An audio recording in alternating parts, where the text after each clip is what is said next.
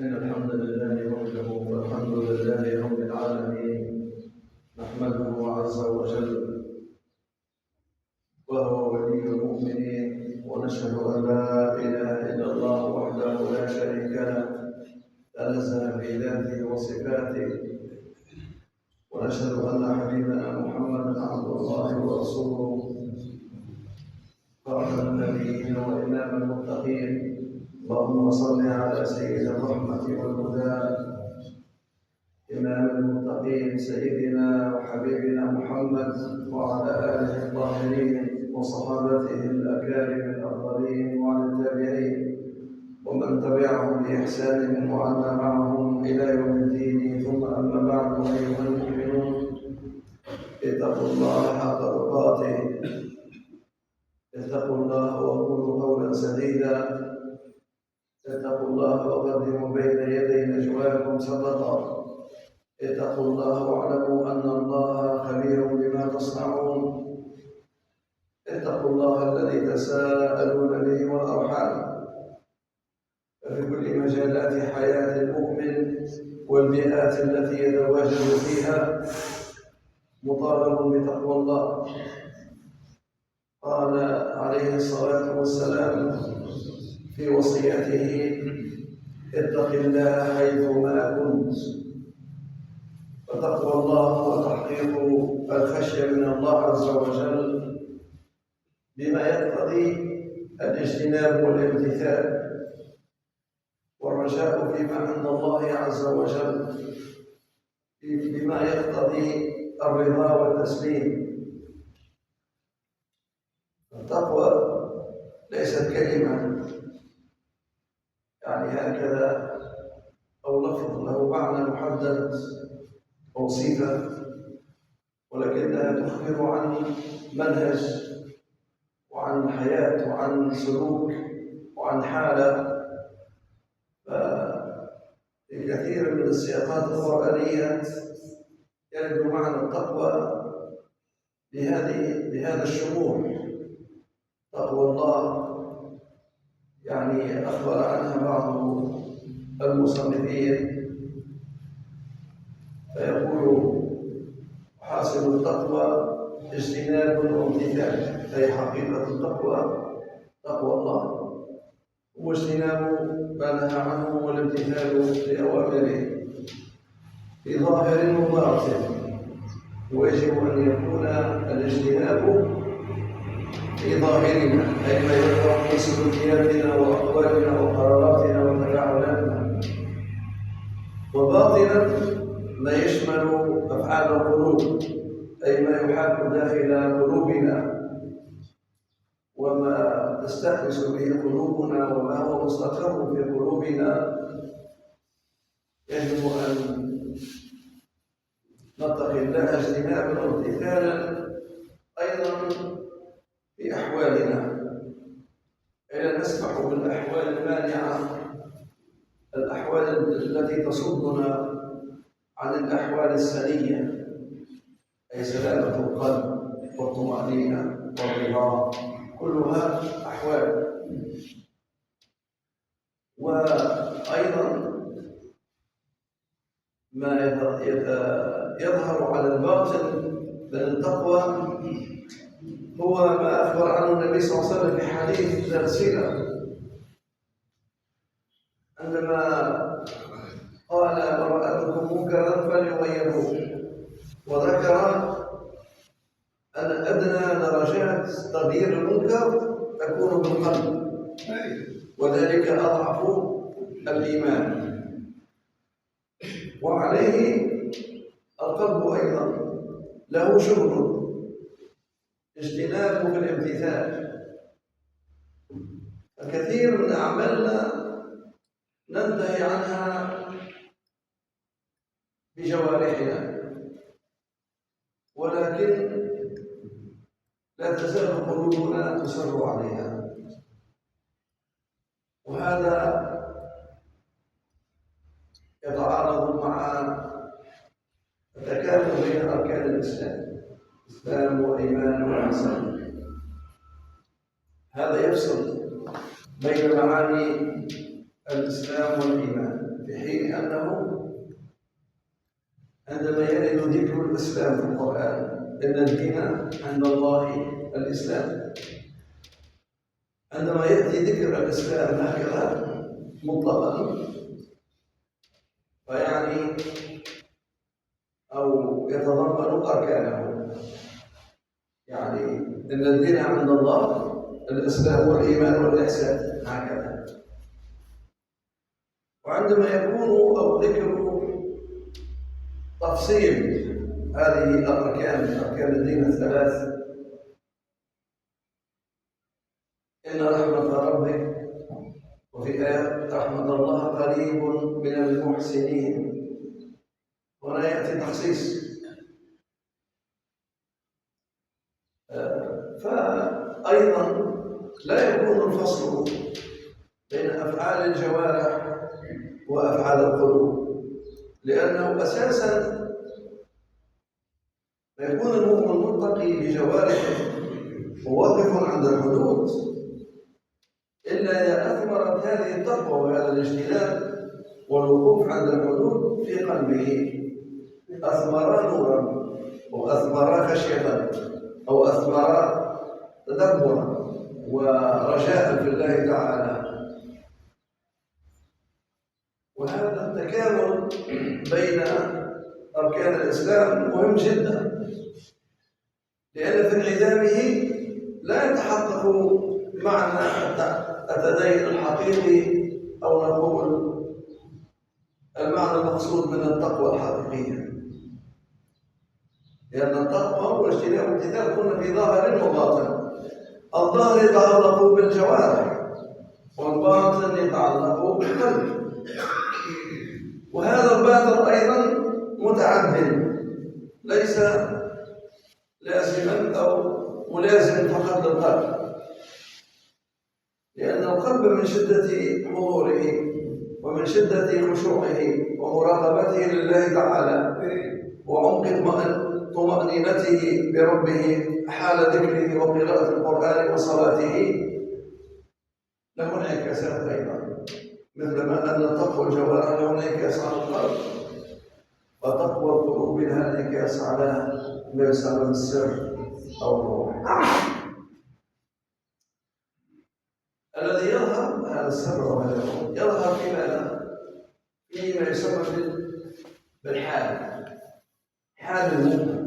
حال المؤمن ليس قولا وليس فعلا، ولكنه حال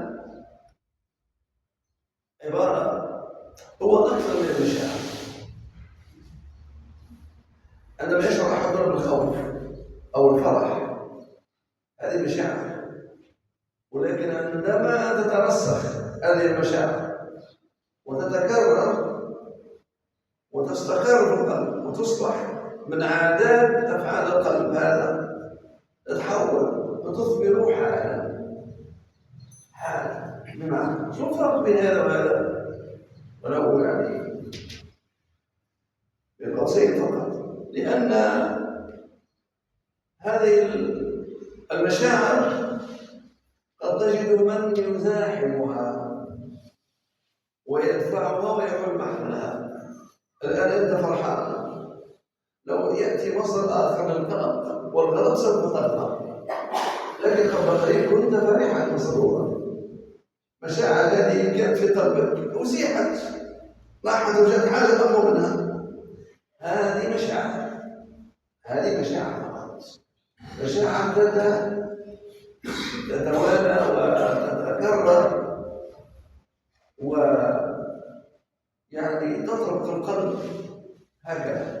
حال كل البشر هكذا، في حال التقلب مشاعر نحن نغضب ونفرح ونحزن ونطمئن في يوم واحد، في لحظات. هذا الشيء سنقول الكلام يسبب الضيق، ولكن بعد بقليل أنت تلاقي صاحب لك أو إنسان كان بعيد فتسعد بملاقاته، هذه تذهب تلك. هذا مسألة طبيعية جدا في الإنسان. حبيت أن نشرح فقط الفرق بين الحال والمشاعر. إذن المشاعر تزور القلب، وكل ما جاء مشاعر أقوى منها تزيل التي قبلها ولا يستقر في القلب. هذا في آخر اليوم مثلا مرت بك حالات نفسية مختلفة، فرح، غضب، سرور، كذا كذا كذا، غير هكذا كثيرا، لكن في آخر اليوم وأنت تضع رأسك على المسألة، ما الذي يضرب عقلك أو قلبك؟ أكثر حدث وقع عليك في اليوم هذا في كثافة حسية، في شعور أقوى من غيره، هو اللي تفكره، هو اللي يملك قلبك. ووقعت أشياء أخرى نعم، ولكن ليش أنت فكرت هذا؟ هذا متمكن من قلبك أكثر من غيره، لأنه سجل في قلبك بمركبات كثيرة، مشاعر خلينا نقول أقوى، سواء كانت إيجابية ولا سلبية. أما حديثنا عن الحال يختلف تماما. الحال طبعا أنا أتحدث، أننا نتحدث عن الحال أيضا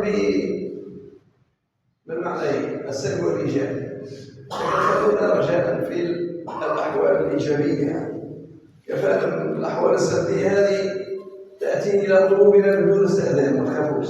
الحالات السلبية تدخل قلبك من غير استئذان، كل مصيبة حاجة تدخل قلبك تفجر وتهرب عليك النوم وتزيد قلبك يدق وتتعرض وتتعب واخلاقك تتهرس من غير ما تستأذن منك هذه تجيك. لكن الحالات الإيجابية لازمها تهيئ المكان، تهيئ نفسك باش تستدعاها وشوف تحضر ولا ما تحضرش. هذا الذي يحدث معنا جميعا يا اخوان، كل البشر هكذا. ونحن إذا أردنا أن نستثمر هذه الطبيعة شبه الكونية، هذه الفطرة في خلق الله تعالى، خلق فطرة الله سبحانه وتعالى الناس عليها. الإسلام جاء ليستثمر هذه الفطرة، فجعل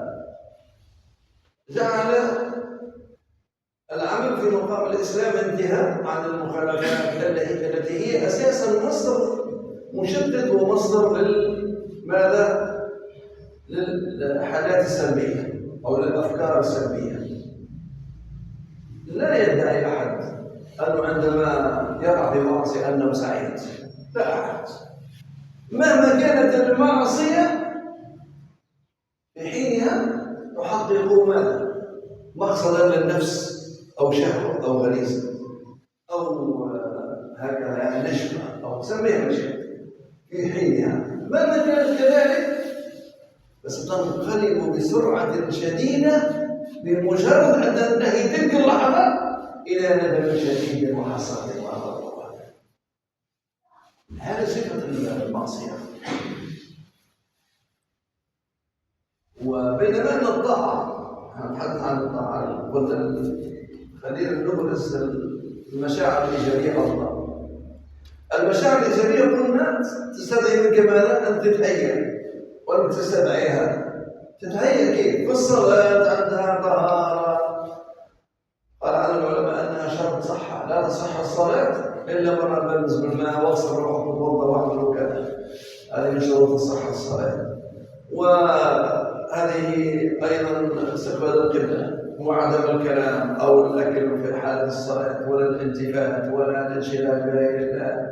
كل هذه الأشياء تهيئ فينا الإنسان أنه يستدعي ماذا؟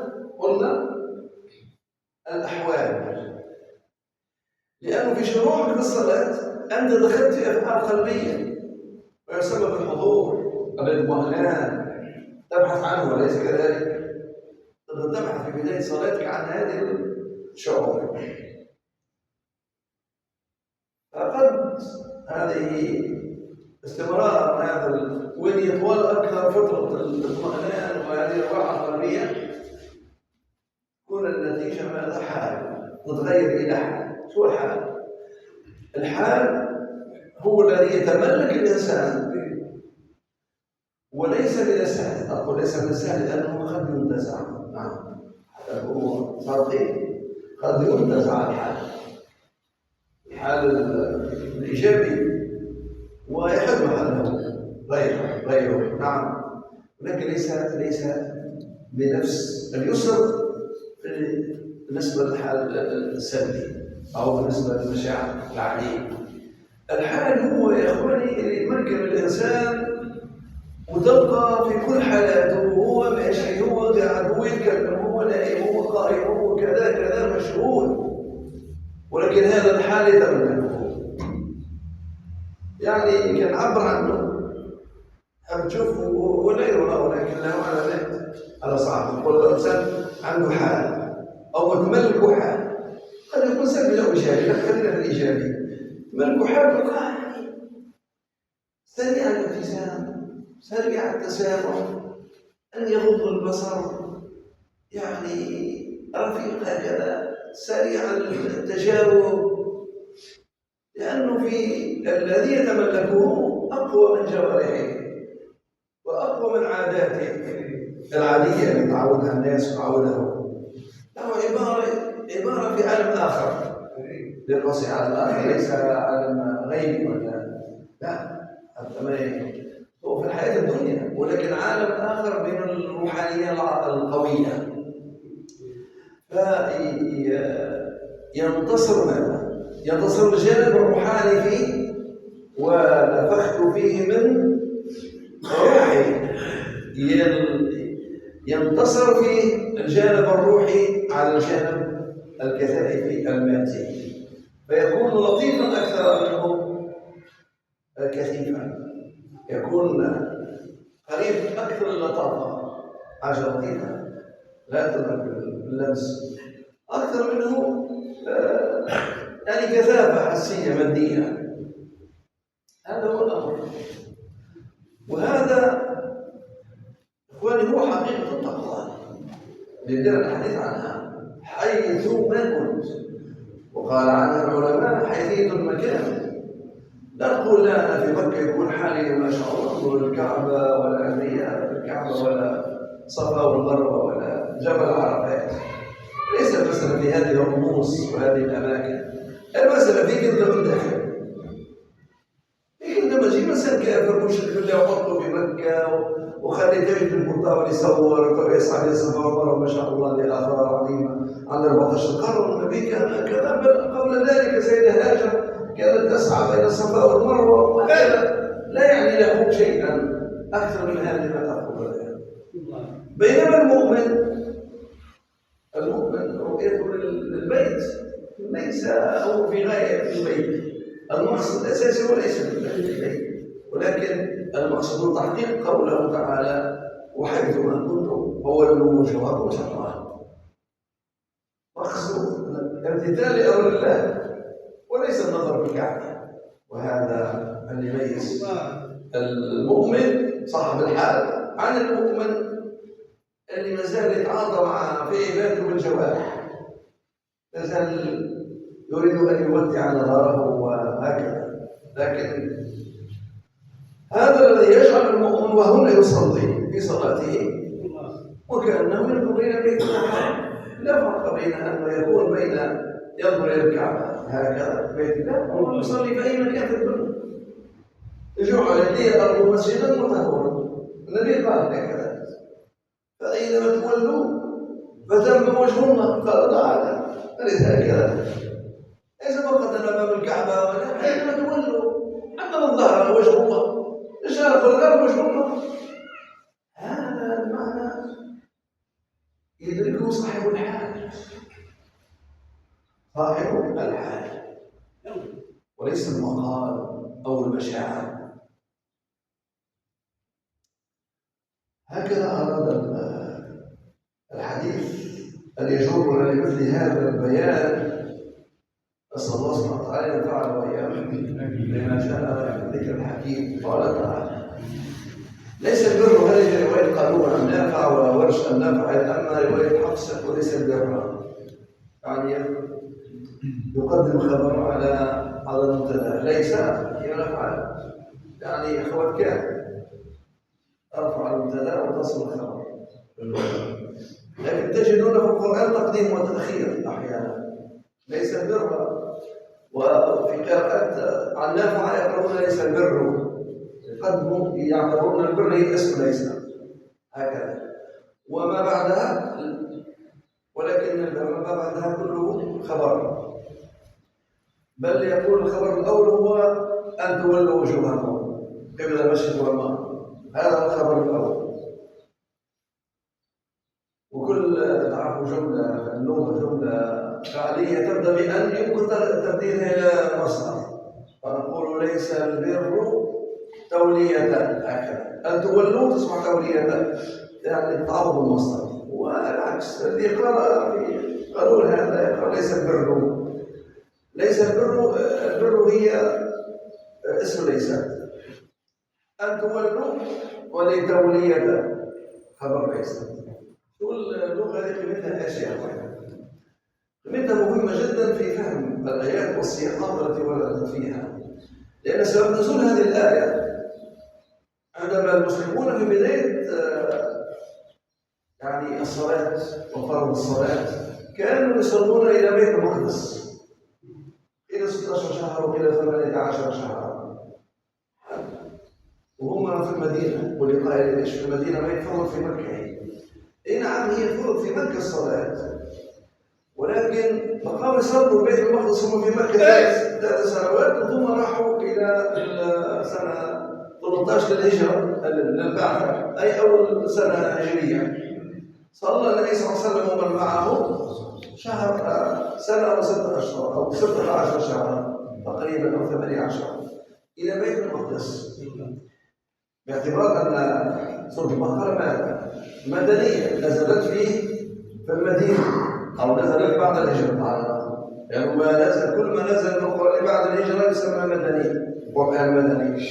وما نزل قبل الهجرة قرآن مكي ولو نزل في المدينة، وما بعد الهجرة يعتبر مدني ولو نزل في مكة، هكذا. إذا نزول البقرة كلها مدنية. سبب نزولها ايش؟ يعني تغيير وجهة المسلمين عن القبلة بيت المقدس وقع في المدينة. فاليهود والنصارى رأوا أنه إخلال بالبر، قالوا ليس البر. جاءوا المسلمين قالوا أنتم البر بتاعكم كانوا يشوفوا فيه وين؟ في توليد وجوههم لبيت المقدس، وكي ولوا في مكة أنزل الله تعالى ليس البر وجوهكم قد نرى تقلب وجهك في السماء فلنولينك قبلة ترضاها، لأنه يقول فولي وجهك شطر المسجد الحرام وحيثما كنتم فولوا وجوهكم شطره. هذه الآيات اللي جاءت فيها تحويل القبلة، حادثة تحويل القبلة في المدينة عفوا. قيل في صلاة الظهر قيل في صلاة العصر، الركعتين الأولى صلى قيل النبي معهم وقيل غير ذلك. هذه الروايات لا نتوقف عندها كثيرا، ليس مبحث حديث، ولكن المقصد أن توليد أو تغيير وجهة المسلمين كانت في المدينة وفي صلاة الرباعية، وصلى المسلمون ركعتين باتجاه بيت المقدس، ونزل جبريل على النبي صلى الله عليه وسلم، وهذا ما يؤكد أن النبي كان معهم هو إمامهم. فتحول، أمر النبي أن يتحول إلى بيت الله الحرام، لأنه تعرف بيت المقدس وبيت الله الحرام في خط مستقيم، من كنت تصلي البيت المقدس فمكة وراءك، وعندما تعود إلى مكة قبلتك تصبح بيت المقدس هي خلفك، هكذا أو خط. فالنبي استدار من معه، فأصبح الإمام بآخر يعني الصفوف، هكذا الصورة، وأتموا صلاة الرباعية وهم في اتجاه يعني في تولية وجهتهم إلى مكة. سبب نزول هذه الآية أن اليهود والنصارى قالوا يعني طعنوا في بر المسلمين، أو حاجة باش يطعنوا في الدين هذا، قالوا ليس البر هذا ليس البر، والبر عندهم كان محدود، وتحدث في ذلك أهل التفسير وقالوا ليس البر هو كما أشار الأولى أجاب عن التساؤلات، ليس البر أن تولوا وجوهكم، أو ليس البر تولية وجوهكم، مش البر وكي توجه للقبلة وتصلي. هذا شوف الآيات، نقرأ الآية في كمالها وتمامها. أجابهم الله سبحانه وتعالى. إذا البر مش أن تتوجه هذه ولا هذه، هم اعتبروا البر هو توريث الوجه لأنه نظرهم كان قصير وما عندهمش في دينهم غير هذا، ما عندهمش أبعاد أخرى إيمانية كما عندنا نحن. الإيمان له 6 أركان: بالله وملائكته وكتب، وعندنا فقه المعاملات، وعندهم صلاة يصلوها في الكنيسة ويعملوا أفعال ودها، هذا دينهم.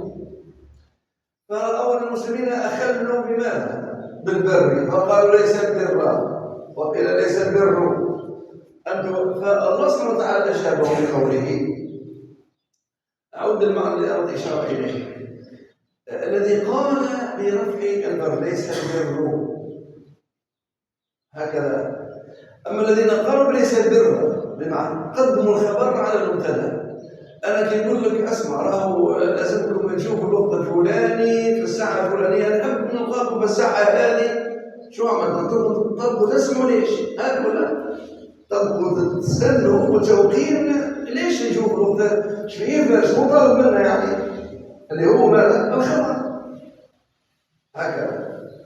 فعادة في القرآن سياق القرآن عند العرب في أشعارهم يقدموا يعني هكذا الخبر على المبتدا. الغاية هو المبتدا، الاسم المبتدا، يأخروه حتى يخلوا الناس تتشوق ويسمع الحديث بتاعك كما تو منطقة اللي معتمدة الفيديوهات المصورة، يعملوا كعنوان هذا لو قلت كذا وكذا كذا كذا ألف حسنة، ويعطيك درجين وانت تسمع فيه ويقول لك شيء معلومة كان في آخر الفيديو، هكذا يشدك باش تقعد تسمع فيه باش يحصلوا فلوس من نسبة المشاهدة، وهكذا طرق تحيل يعني. لكن تقريبا هذا السياق، فالسياق القرآني لشد انتباه المستمع وثم لإبراز قيمة الشيء الذي قدمه. هنا نقدم البر لأن البر في التعريف بتاعه ماذا؟ هو سعة الإحسان. كنا نحكي عن وعد الله كأنك تراه فلم تكن تراه فإنه يراك. هم أهل الأحوال. كنا نحط عنهم ليش أنا قدمتها المقدمة على الحال والشعور لهذا المعنى حتى نفهم معنى البر هو كمال الإحسان. البر هو سعة الإحسان اللي هو ماذا أيضا؟ هو شدة المرضاة والخير الكامل الشامل. هذا هو البر، عكس ما يفهموه النصارى واليهود هو وجه القبلة. عكس، شوف البر يعني ما هو شامل، هو يعبر عن الإحسان بأكمله.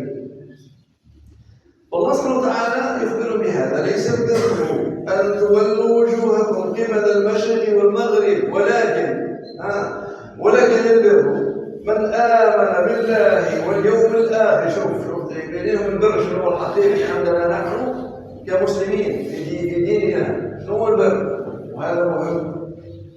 حدثنا شوية على أن الآيات نزلت في حق النصارى واليهود. أو إخواني هذا حديث خاص بنا احنا شركاء في هذه الآية.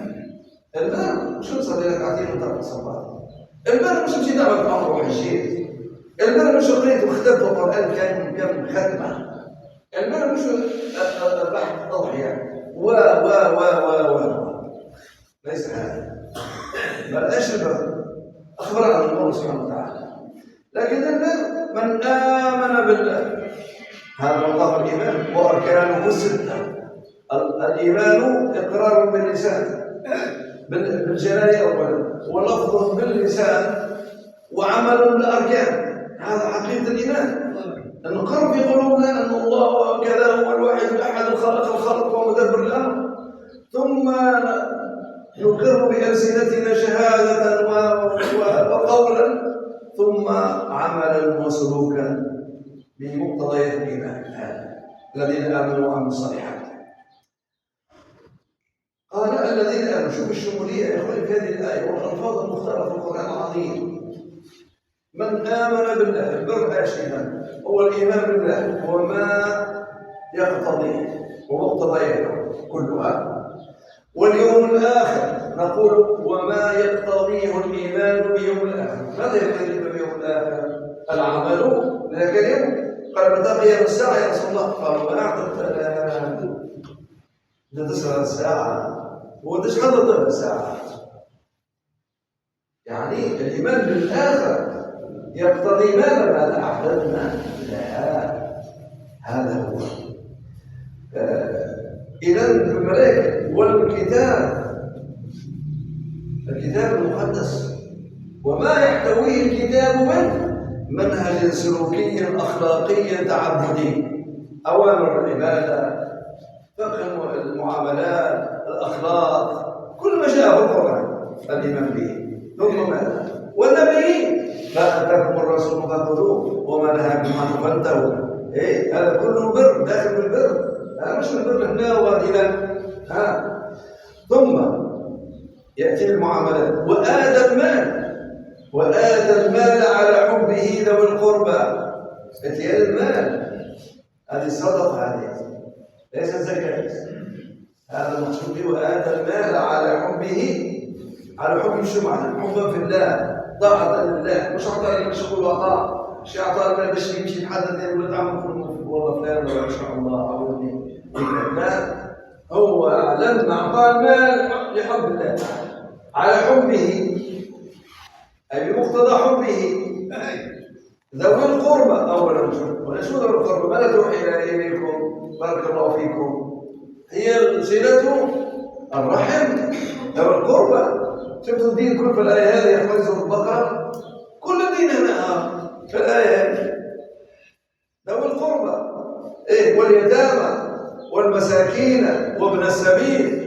هذا مصارف الزكاة، لأن من صدقات الفقراء والمساكين وابن السبيل غير الآية هذه مصارف الزكاة الثمانية. هذا تحدث عن صدقة أيضا. وابن السبيل والسائلين، سائلين الناس عندهم مش يعني مورد ومحتاجين مساعدة.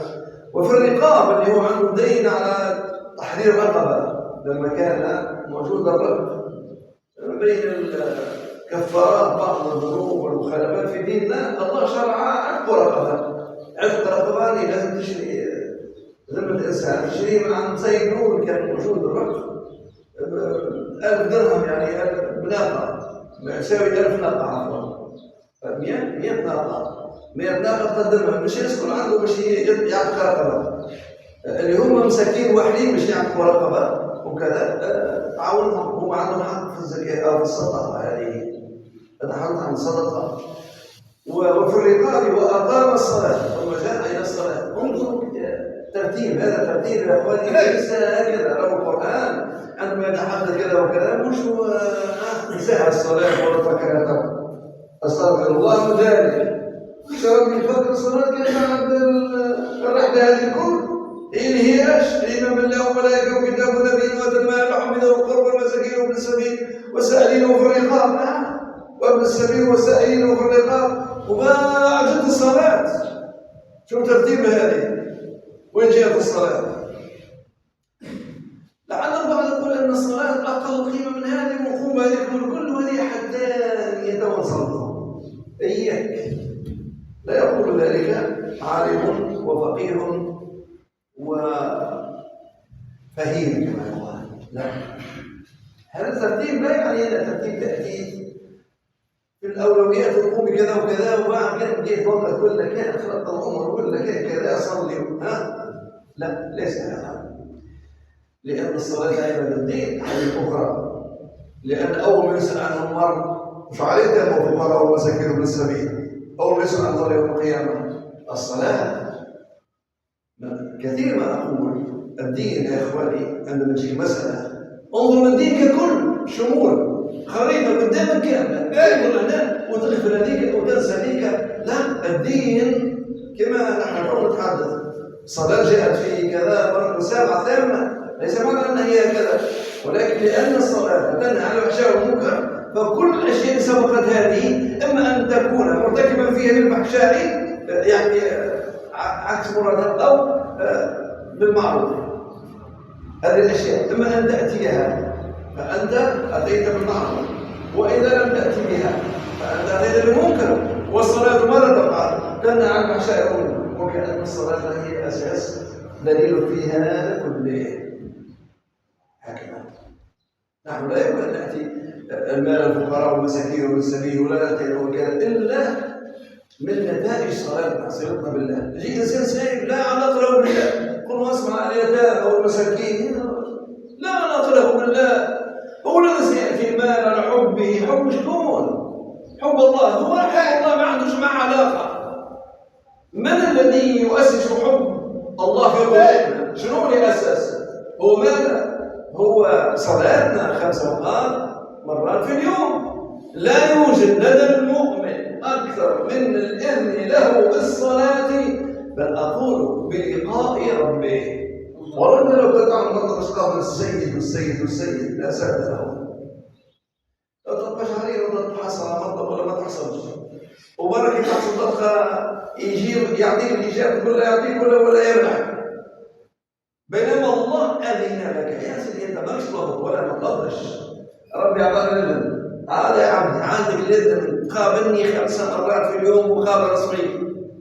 شو رسمية؟ ثم مقابلات أخرى، نعم ثم مقابلات أخرى، رفع الأذى عن الطريق، إفشاء السلام، صلة الرحم، بر الوالدين، هذه الأشياء التفتيت الأخرى منها يعني، خارج الصلاة وبعد الصلاة وقبل الصلاة. أما 5 أوقات لقاء رسمي لابس زي الرسمي غير ده قدام حضرة سيدك ربنا سبحانه وتعالى. هو أعطاك الإذن. لا يوجد فوق الأرض إذن مطلق وقوي بهذه القوة، لا يوجد، والله لا يوجد. خالق الكون يعني قل لك هذه 5 مرات شيء ما تسويش لا حاجة ما بيني وبينك، لا حاجة ولا مطلب ولا مكتب ضبط، إيجابي مباشرة. سبحان الله يا أخي. لذلك الصلاة آخر ما وصى به النبي صلى الله عليه وسلم. الصلاة وهو يحتضر عليه الصلاة والسلام. علموا أبنائكم وأهليكم الصلاة، لأنها الصلة بين العبد وربه، لأن هي من تحقق على حبه. نعم. ثم وأقام الصلاة، أجي تو آتى الزكاة. وكنا نحكي عن المال تو القرب وقلنا صدقات. وش فينا نقدم الصدقة اللي هي نافلة على الفريضة اللي هي زكاة. يقول قائل لا، ليس بهذا المعنى، بارك الله لي ولك في الإيمان، لأنه الذي ذكره ربنا في الصدقات أولا في بداية هذه الآية هو التحقيق الكامل لمعنى أداء الزكاة. لذلك نحقق أو نؤدي الزكاة، وكأن الله سبحانه وتعالى أخذ بدينا ودرج فينا بشيء يعمل كذا وكذا وكذا والآخر وآتوا الزكاة. خلاص يا رب أنا أديت الزكاة، ما خرج وآتوا الزكاة، أبحث عن الزكاة كيفاش وفقها وغيره. أعطيك مثال. سبحان الله سبحان الله. ثم ماذا؟ والموفون بعهدهم إذا عاهدوا. مش كما الخونة تعمل العهد الصحيح والوفوا بعهد مع الصحيح، لا عهد لهؤلاء ولا عهد معهم، لأنه لا دين لهم ولا عهد لهم. في لحظة عملوا معاهدة كذا وهم بالعين يشوفوا حرب باردة ضد المسلمين، حرب ساقطة. الضفاقين الأعراب قلت لكم رأي مهزة أخرى أوقع فيها بعض قادة العرب المسلمين أنفسهم لما أمضوا على هذه بقيت وقف إطلاق النار في اللول، معاهدات مربوطة الكرمة مع ربهم سبحانه وتعالى، خيانة لأممهم ودينهم. والخيانة الثانية أنهم أمضوا على اتفاق وهمي خيالي، صنعوا خنزير الأمريكي الكلب الخنزير، صنعوا لعب بهم العرب بعضهم وجرهم أمضوا معاه على لعبة خطيرة سبرتهم مع ربي أكثر ومع دينهم ومع شعوبهم، لأنه أمضوا على ماذا؟ اتفاق هش ولعبة حقيقية. ليش؟ قل لكم هذا أقبلوا الاتفاق. الإعلام كله يتحدث عن الحرب النزاع وعن القتل والدمار والشهداء والكذا والمعاناة، والشعوب الغربية خرجت المسيرات والمظاهرات والحرب تكتب من كل ناحية، وكي جاء الاتفاق هذا حبهم يهدوا. لا قالوا يا نتن خلي الحرب تمشي امامك كيف الاحدث شوي على نار هادئه. استمر يا اخي، نعم استمر في القصف، نعم استمر في إيقاع الشهداء، نعم. استمر في ضبط المعابر، نعم. وشو اللي فرق؟ قبل ولا تربوا عند العراق؟ شو اللي فرق؟ يقول لك لا، قبل كان يعني شدة الحرب قوية وهو ما زال متهدم في غزة. يا جماعة على عقولكم، هو ما زال عندهم يهدموا، هو ما زال عندهم يقتلوا، هو ما زال عندهم ما يعملوا. معلش، شفتوا اللعبة القذرة؟ شفتوا للأسف الشديد لا عهد ولا. أنا فكرني بالأمر هذا، إذا عاهدوا والموفون بعهدهم إذا عاهدوا. هو الأصل أن في عهدنا مع الله ورسوله ونقاطع اليهود ومن جاء معهم وكما شفتوا الجمعة الماضية، موضوع الجمعة الماضية. لكن للأسف الشديد بدل قلت لكم أن نحن وقعنا في خيانة القرآن أو من عهد أولئك، هو قد خان القرآن، آيات القرآن. شفنا كيفاش خيانة القرآن اللي أمرنا بغير ما فعلنا نحن، أمرنا ألا نتعاهد معهم وتعاهدنا. إذن والموفون بعهدهم إذا عاهدوا والصابرين في البأساء والضراء. صبر البأساء، وأنت كما قال في غزة دور قصف ودمار في البأساء والضراء عندما تحل بهم هذه الأشياء. وحين البأس، أي حين البأس هو القتال، يعني الجهاد، الحرب، المواجهة. وحين البأس كل موضوع اللي يتكرر من الكل. أولئك الذين صدقوا. ربط الشركة مع الصادقين، وربط الصادقين أولئك الذين صدقوا وأولئك هم المتقون. هنختمنا بما بدأنا به معنى التقوى. أقول ما تسمعون وأستغفر الله لي ولكم إلا ما تستغفرون إنه هو الغفور الرحيم. ولا حول ولا قوة إلا بالله العلي العظيم.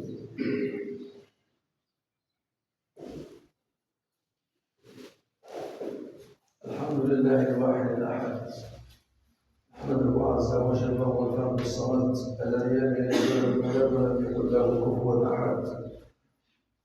ونشهد أن لا إله إلا الله وحده لا شريك له، ونشهد أن محمدا عبد الله ورسوله خاتم النبيين والصديقين وإمامهم. صلى الله وسلم عليه وعلى آله وصحبه ومن اهتدى بهديه إلى يوم الدين. ثم أما بعد، أيها المؤمنون، السؤال الحرج الذي يتطلب منا إجابة في كل وقت وفي كل جائحة وفي كل حالة نجد أنفسنا فيها هو كيف أولا بعد أن عشنا أحداث العالم اليوم في أنفسنا من التخلف والخذلان ومن تقصير في أداء واجبنا نحو ربنا ونحو إخواننا ونحو صلة أرحامنا وبر والدينا. كل ما يحدث منا، كل ما حدث لنا، سواء كان لنا به علاقة مباشرة أو غير مباشرة يحدث في العالم الكل، هذا علمناه، هذا قد علمناه وشهدنا عليه. لكن السؤال هنا، سؤال الحقيقي اللي يترخى منه إجابة، هو كيف نتخلص مما نحن فيه؟ كيف نتجاوز محل بناء؟ كيف نتصور المآلات، الأشياء، الأمور، إلى ماذا ستؤول الأشياء؟ كيف؟ لابد. كيف هذا يحدث فينا ماذا؟ يحدث فينا بسبب العصر الذهني أننا نبحث في البدائل، في الحلول. كيف لك أن تخرج من أزمتك؟ الجواب عنه يحدث في عقلك البحث عن البدائل. لابد أني أفعل كذا، ولابد أني أستجيب فلان، لابد أني أقوم بالفعل الفلاني. هذا هو المطلوب الآن منا جميعا للأمة، هو البحث. أقول البحث، هل في أشياء غامضة نحن نبحث عنها؟ هل في أشياء لا نعلمها يجب أن نعم. اليوم الوقت الزمن هذا لا تقول عند بدائل حاضرة نعملها، لا تفضل. لعنا جيوش حاضر مش حالة، لعنا قوة، لعنا مال، عنا ولكن ما استعملناهاش. إذا نبحث عن بدائل أخرى. بارك الله فيكم في الإيمان. نبحث عن بدائل أخرى أجب عن سؤال كيف، وقد استحضرنا عديد الوسائل المتاحة لدينا بين أيدينا للخروج من المآزق التي نحن فيها، ففشلنا في ذلك. وكل الوسائل اللي قلنا زعما لعل يصدر قرار، لعل تتحرك الدولة المغادرة الجيوش، لعل العلماء، لعل الرؤساء، لا ابحثوا عن كيف. ولا أدعوكم نفسي إلى إجابة كيف. من أين سنبدأ؟ من أين؟ قلت من أين؟ نعم، سنبدأ من أنفسنا. لا تذهب بعيدا، لا تغلق نفسك، لا تبحث عن غيرك، ابدأ بنفسك. التغيير يبدأ بنفسك. قل بنفسك، أنا نفسي يعني في كذا، أخبرك عن نفسك، بل أبدأ بداخل نفسك، بطريقة تفكيرك وبمعتقداتك وبالأشياء التي مسلمة عندك. ابدأ من بعد غيرها. شبيني أنا منظر الحياة نظر هيك وكان مش بنموت؟ شبيني أنا يعني شغلي في الدنيا لهاني على واجباتي مع ربنا ومع اللي أمرني بها. هذا لازم يتغير، لأنه لو تغير طريقته أو يسمى بنمط التفكير لدى الأمة لرجع إلى مجدها وأصبحت المراتب الأولى. لأن الذي ضبط هذه الأمة هو أن سمحت لغيرها بالتفكير لها بدلا من أن تفكر هي في نفسها. أيوة، أمر للناس مثلا خلق الطلاب للتعليم منتقل للتقليد أموال وكذا، سيبوا الناس أخرى تفكر أننا نحن نطبقهم. سيبوا التفكير. أعلى أقوى سلاح للإنسان، تعرف أقوى سلاح يمتلكه الإنسان هو أن يفكر. كيف هذا؟ والله أقوى سلاح تمتلكه هو أنك تفكر. هو نحن لا نفكر، نحن لا نفكر. دعونا من هذا الموضوع، سنتناوله بأكثر تفصيل إن شاء الله تعالى في المناسبات الأخرى. نسأل الله سبحانه وتعالى أن يعين إلينا ومثلنا، وأن يلهمنا الصواب أينما كنا وحيثما كنا. اللهم اجعلنا ولا تفرقنا، ووحد صفنا يا رب العالمين، ولا تشتتنا. اللهم اقضي بالصالحات أعمالنا، واغفر بالعافية ولونا وأسرارنا، واستر سجال عفوك على ذنوبنا، ومن علينا بستر عيوبنا وكشف كروبنا وقضاء حوائجنا يا رب العالمين يا ارحم الراحمين. اللهم انصر اخواننا في غزه واجعلهم شهداء في اعلى عليين، وافتك اللهم بالاعداء الصغائر الملاعين يا رب العالمين. اللهم انت مولانا وانت ربنا يا كريم ويا منان، نعم المولى ونعم النصير.